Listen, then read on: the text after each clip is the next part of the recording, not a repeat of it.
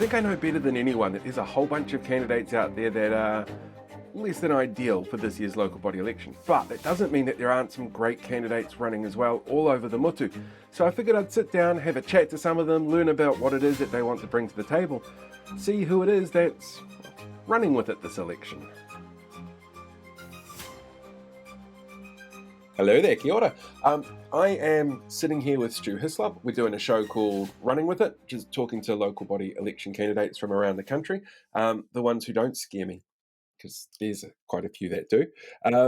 Stu, you're running for the Thames Coromandel local board in the Thames area, is that correct? Make sure I get all my facts right on this one. The community board of the Thames ward of the TCDC, yes. Oh my God, that's a Yeah, mouthful. it really is. It's a beautiful part of the country, though.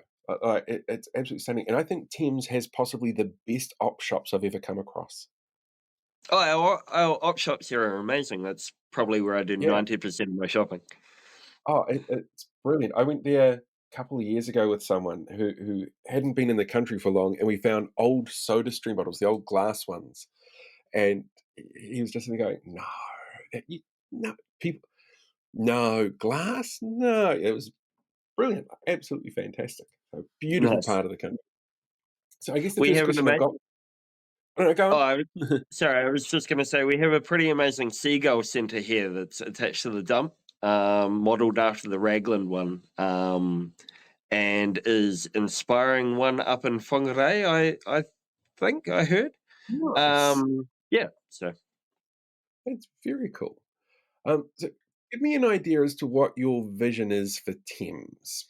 What is it you're bringing into the election that you want people to be able to see and share? I mean, Thames is a destination. Like any place on the Coromandel, it explodes over summer, and so that's one of our greatest points, but also our greatest weaknesses. My vision is to see it become lot more popular over the winter months. There's still a lot of great things to do here. Granted, the weather can sometimes. I mean, we're living in a climate change disaster zone, really. Sometimes, so that can certainly curtail plans. But yeah, my vision is to see Thames become a lot more popular, especially over the winter months. How do you make that happen? That is a great question. I think we really need to encourage the arts and entertainment. We need to do something about venues in Thames. We have a couple of very small venues and a couple of potentially really large ones, but we have nothing in the middle. Um, and I think that's something that could certainly be looked at by council. Um, there's a lot of different groups that we could encourage. I was talking to somebody the other night about a biker ball, potential for a biker ball of the different bike clubs. We get on average 50 motorbikes around the peninsula doing the loop every day on average. Wow, Obviously, a lot less in winter and a lot more in summer, but yeah. that's really cool. I had no idea you had that many come through. It would be a beautiful ride, thinking Yeah, about it. yeah, it often is when the roads aren't collapsing. Yeah. Well, I suppose Yeah. that is one of the biggest issues that you guys face. You are literally in the line of fire every time we have an extreme weather event or a cyclone or something like that come through. So it must take a lot of forward planning to think about that kind of future infrastructure and how do you future proof for those kind of changes. Yeah, I don't envy Yeah. anybody who has to make those decisions. And of course it's working on the backs of what everyone's decided before. And so we inherit bad roads, we inherit yeah, a lot of things. And a lot of the buildings on the in Thames especially are over 100 years old. Hmm. Um and sliding down the hill generally. um That's not a good thing for buildings to do. Not really. Um, What are the issues then that you see facing the residents of Thames outside of climate change, which is clearly a big one? What are some of the other issues that maybe that you've heard from like meetings and the public?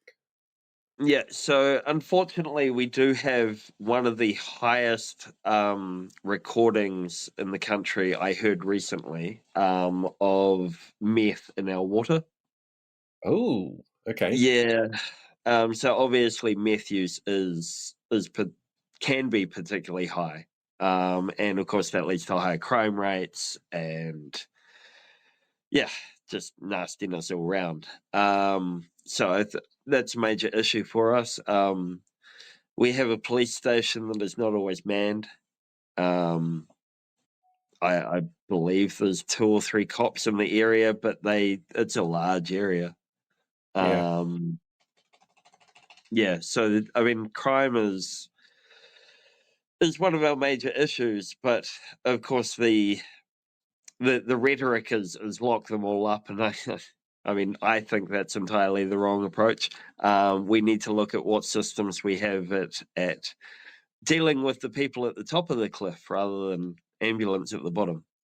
We need to look at social services. We need to look at housing. We have like everywhere in the country, we have a growing homeless population.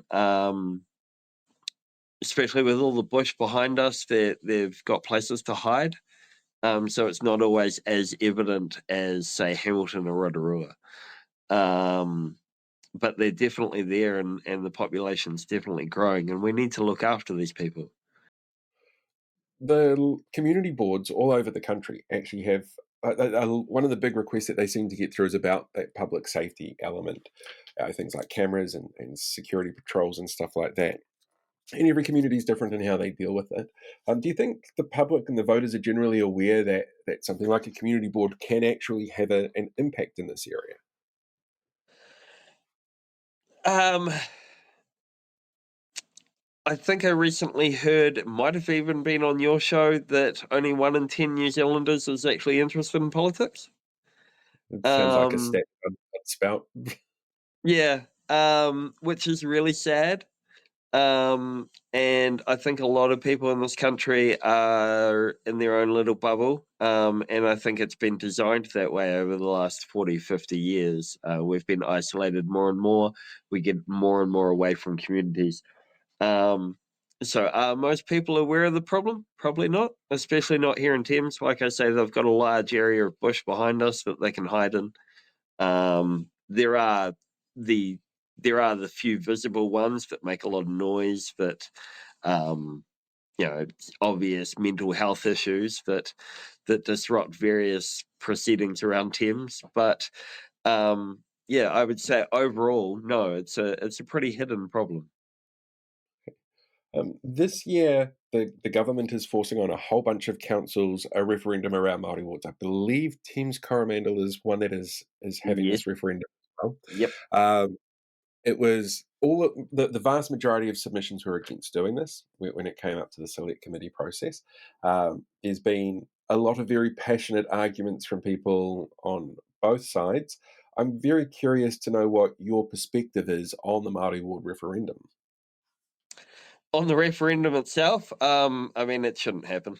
It's the Bay of Plenty, I believe, council has had a Māori ward for 20 years. Okay. It does amazing things. We need more representation around the country. I'm a proud supporter of the Māori ward. I've been actively campaigning for it every Saturday down at the markets. Yeah. We need more representation. If rural can have a ward, then why can't Māori? It's Yeah. It makes a lot of sense. Um, when it comes to voting, there's a lot of things to take on board. Everybody has their own priorities and their own perspectives. What do you think is the most important thing that voters should take on board when they cast their vote this year? I mean, the most important thing is just to get out and vote, please. Mhm. But yeah, the most important thing to consider,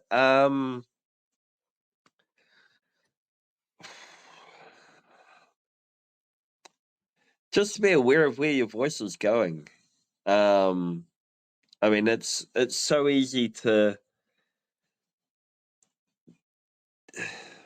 do something because you've always done it. Yeah, Um, it's to toe the party line because you always have. check what the line is actually saying, and check what people are actually saying. Check what they're actually doing when they're not saying anything. Yeah, do your research. That's a brilliant way to wrap things up. I've got somewhere online people can hunt you down? My most active platform is probably TikTok. Stew Bean Soup. It's basically split between my stone sculpting, four-wheel driving, and political views. So, but Eclectic. It's yeah, an eclectic page. yes. Perfect.